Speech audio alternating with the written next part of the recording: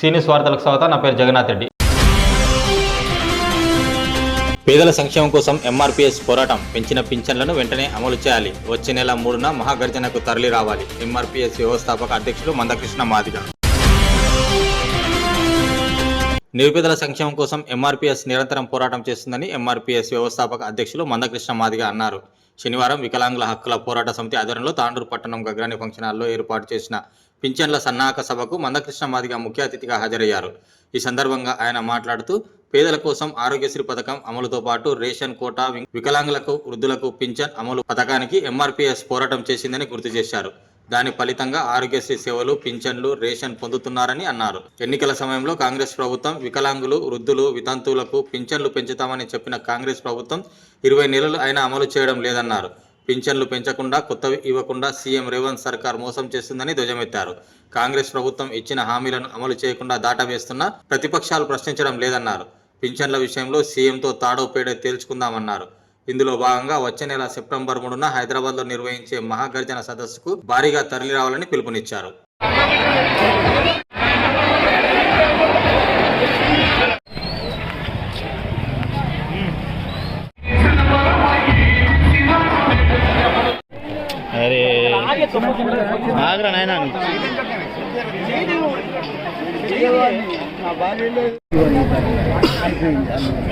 అయితే దీని మీద ఇప్పుడు ఎంఆర్పిఎస్ అనేది మీ చిరకాల వాంఛ పోరాట పటిమతోనే అది సాధించింది. సంతోషం, పద్మశ్రీ కూడా వచ్చింది, శుభాకాంక్షలు. అయితే ఇప్పుడు ఎంఆర్పిఎస్ అనేది పేరు మీద మీరు ఇన్ని రోజుల పాటు తమరు చేసిన పోరాటానికి గమనించారు. దీనికి ఇప్పుడు ఎంఆర్పిఎస్ అంటే మాదిగ రిజర్వేషన్ పోరాట సమితి. ఆ రిజర్వేషన్ కళ నెరవేరింది, సాకారమైంది. అయితే ఇప్పుడు ఆ ఎంఆర్పిఎస్ పేరుని ఏమైనా చేంజ్ చేస్తారా, ఇంకేమైనా కొత్త పేరు పెడతారా? అది సాకారమైనందుకు అడుగుతున్నాం. ఒకటి ఏంటంటే సొసైటీ కోసం సర్వీస్ చేయడానికి వేరే అంశాలు ఉన్నాయి. ఎంఆర్పిఎస్ ఎందుకు కొనసాగుతుందంటే సాధించిన దాన్ని అమల్లోకి తీసుకొచ్చుకోవాలి, అమలు ప్రతి కుటుంబానికి అందేలాగా చేయాలి. ఈ బాధ్యత కూడా వాళ్ళు ఉన్నారు. సాధించిన తర్వాత దాన్ని అమలు సక్రమంగా జరగకపోయినా, అవి క్షేత్రస్థాయిలు అందకపోయినా సాధించిన ఫలాలు మనం అందించినట్టు కాదు కదా. కాబట్టి ఆ అమలు కోసమును ఆ ఫలితాలు క్షేత్రస్థాయిలు అందించడం కోసం ఇది కొనసాగుతూనే ఉంటుంది. అయితే సొసైటీ కోసం చేసే సంఘాలుగా దీన్ని విస్తృతం చేస్తాం. ఇంకా సమాజం కోసం ఇప్పుడు బాధ్యత ఇంకొక పెరిగింది. అప్పుడు ఎంఆర్పిఎస్ వర్గీకరణ ఉద్యమం కొనసాగుతున్న రోజుల్లో కూడా సొసైటీకి చేసుకుంటూ వచ్చేసాం. సొసైటీ తీసుకుంటూ వచ్చాం. సమయం దొరికినప్పుడు, సందర్భం వచ్చినప్పుడు ఏ ఇష్యూ పట్టించుకోవాలో ఆ విషయం పట్టించుకున్నాం. ఫలితాలు వచ్చినాయి. నాకు తెలిసి ఎంఆర్పిఎస్ పట్టుకున్న ఏ అంశం మధ్యలో ఆపలేదు, ఫలితం రాకుండా వదలలేదు. ఏదో ఒక రూపంగా ఫలితాలు సాధించడం జరిగింది. ఇప్పుడు ఒక ఉద్యమం జరుగుతున్న రోజుల్లోనే ఎన్ని చేసిన ఉన్నాం. ఇంకా సొసైటీ కోసం ఇంకేమో చేయాల్సి ఉంటుంది. ఇప్పుడు సమయం కొంత అదనంగా ఉన్నది కాబట్టి ఖచ్చితంగా ఇది కొనసాగుతుంది. దేనికోసం కొనసాగుతుంది? సాధించిన దాన్ని అమలు చేసుకోవడం, అమలును క్షేత్రస్థాయిలో ఫలాలు అందించడం కోసం ఇది కొనసాగుతుంది. సొసైటీ కోసం చేసే బాధ్యత మళ్ళీ ఉంటుంది. ఇంకా మరింత ఎక్కువ చేస్తుంది. మొదటి నుంచి వాటికి దూరం ఉన్నది. అంటే ఏదన్నా ఒక పదవి తీసుకుంటే లక్ష్యం దెబ్బతింటుంది. ఆ ఉద్యమ స్పిరిట్ కోల్పోతే మళ్ళా లక్ష్యం నెరవేరేందుకు ఒక సమూహం కోసం పదవి వస్తే వ్యక్తి, కుటుంబం, కొంతమందికి మేలు జరుగుతుంది. కానీ లక్ష్యం నెరవేరితే తరతరాలకు మేలు జరుగుతుంది కదా. నేను కొన్ని లక్ష్యాల కోసం కొన్ని వదులుకున్నాను. అది 98లో చంద్రబాబు నాయుడు నాకు ఎంపీ టికెట్ ఇచ్చిండు పెద్దపల్లి, 99లో రాజ్యసభ ఇచ్చిండు, రాజశేఖర్ గారు 2007లో ఎమ్మెల్సీ ఇచ్చిండు, చూపుడి బ్రోకర్ అప్పుడు తీసుకున్నప్పుడు, 2009లో నాకు వరంగల్ పార్లమెంట్ సీట్ ఇచ్చిండు. ఇట్లా జగన్ కూడా ఇస్తా అన్నాడు. అదే సమయంలో మొన్న 23-24 పార్లమెంట్ ఎన్నికల్లో బీజేపీ వరంగల్ ఆఫర్ ఇవ్వలేదు. ఒక లక్ష్యం కోసం కొన్ని వదులుకోవాల్సి వచ్చేసింది. నాకు ఆ సంతృప్తి ఉన్నది. ఈ ఫలాలు పిల్లలకు అందుతున్నాయి కదా. నెక్స్ట్ స్టెప్లో ఇంకా విస్తృతమైన సర్వీస్ ఎట్లా చేయాలనేది ఆలోచిస్తున్నాను. అంటే తమ వ్యక్తిగత అభివృద్ధి కన్నా వ్యవస్థాభివృద్ధికి మళ్ళీ ఎక్కడ జరగలేదు బ్రదర్. పేరు కుల సంఘమే, కానీ ఎక్కడ ఆరోగ్యశ్రీ పథకం వచ్చింది దేశంలో ఎక్కడ రాలేదు. నాకు తెలిసి వృద్ధులు, వితంతుల, వికలాంగుల పెన్షన్లు ఎంఆర్పిఎస్ పట్టించుకోకముందు తెలుగు రాష్ట్రాల్లోనే అతి తక్కువ ఉండేది. కానీ ఇప్పుడు భారతదేశంలోనే అతి ఎక్కువ పెన్షన్ ఇస్తున్న రాష్ట్రాలు మన రాష్ట్రం. అయితే వాళ్ళు ఇచ్చిన హామీని అమలు చేయమని కోరుతున్నాం. కానీ ఇప్పటికే ఇతర రాష్ట్రాలతో పోల్చుకుంటే ఈ దేశంలో ఎన్నో పార్టీల ప్రభుత్వాలు ఉన్నాయి, కానీ పెన్షన్ల విషయంలో ఈ స్థాయిలో ఎక్కడ లేవు. ఇతరత్ర సమస్యలు కూడా ఉన్నాయి. భూమి సమస్య కూడా ఎజెండా మారుస్తారు.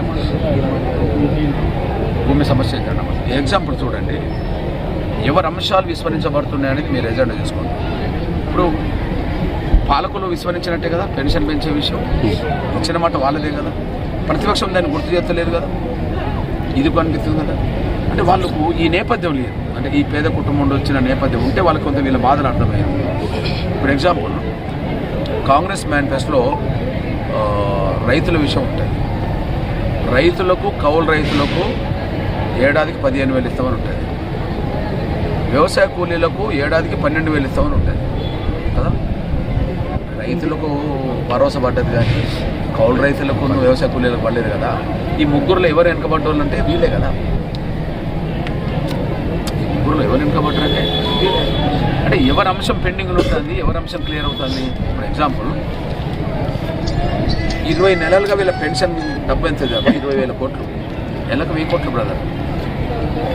నెలకు 1,000 కోట్ల రూపాయలు వీళ్ళ పక్కకు పోయినట్టే. ఈ పెన్షన్ 20 నెలలు పెంచకుండా నెలకు 1,000 కోట్లు అంటే 20 నెలల్లో 20,000 కోట్లు. 20,000 కోట్లు ఎడిపోయినాయి అంటే రైతు రుణమాఫీ కింద కేటాయించారు. రైతు రుణమాఫీ కింద 20,000 కోట్లు కేట్లు ఆయన కేటాయిస్తే ఇంకా 10,000 కోట్లు అదనంగా కేటాయించమని చెప్పి కేసీఆర్ అడుగుతున్నారు.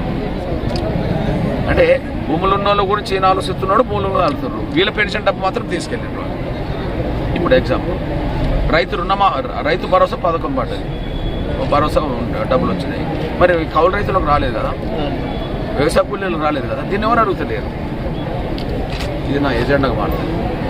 అంటే కాంగ్రెస్ పార్టీ ప్రభుత్వ మేనిఫెస్టోలో వాళ్ళ వైఫల్యాలే నా ఎజెండా. తమరు ఓన్లీ తెలుగు రాష్ట్రాల్లో నుంచి ఇప్పటి వరకు పెండింగ్ అంశాలు ఉన్నాయి జాతీయ స్థాయిలో. ఇక్కడ నువ్వు నేను కాంగ్రెస్ మేనిఫెస్టోని ఎజెండా చేసుకుంటాను. For example Koneru Rangaru commission సిఫార్సులు అమలు చేద్దామని మేనిఫెస్టో ఉంటుంది. కొన్ని లక్షల ఎకరాల భూమి మరి పంచడానికి వీలవుతుంది ఆ కమిషన్ రిపోర్ట్ అమలు చేస్తే. ఇప్పుడు వామపక్షాలు కూడా ఆ పరిస్థితి కోల్పోయినాయి. అంటే భూమి సమస్య మీద ఎవరైనా గుర్తుకొచ్చాయంటే ఎవరు గుర్తుకొచ్చే వామపక్షాలు గుర్తుకొచ్చాయి.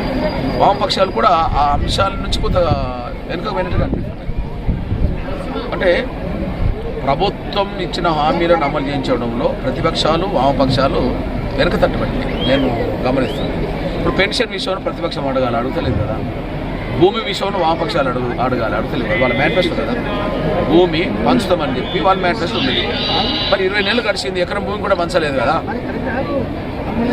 అంటే ఆ లోటు, ప్రభుత్వం మీద ఒత్తిడి పెట్టే ప్రతిపక్షం లోటు కనిపిస్తున్నది, వామపక్షాల లోటు కనిపిస్తున్నది.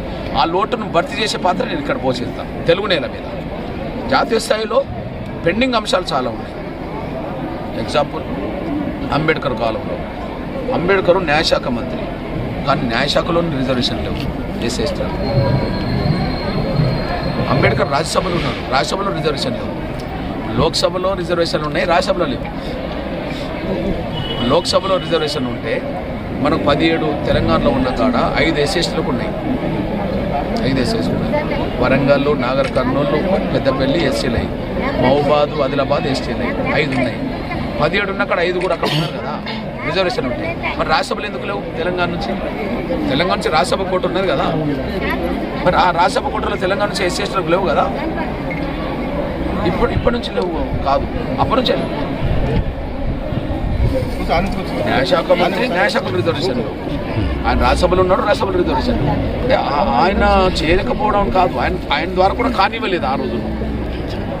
ఆయన ద్వారా కూడా ఆయన సాధించిన మహనీయుడే అందరికీ, కానీ ఆయన ద్వారా కూడా ఆయన ఉన్న కానీ కానివ్వలేదనే రుజువు అవుతుంది కదా. ఇట్లాంటి అంశాలు నేను జాతీయ స్థాయిలో ఫోకస్ చేస్తాను. అప్పుడు ప్రభుత్వ రంగం ఉన్నది, రిజర్వేషన్లో బెనిఫిట్స్ జరిగినాయి.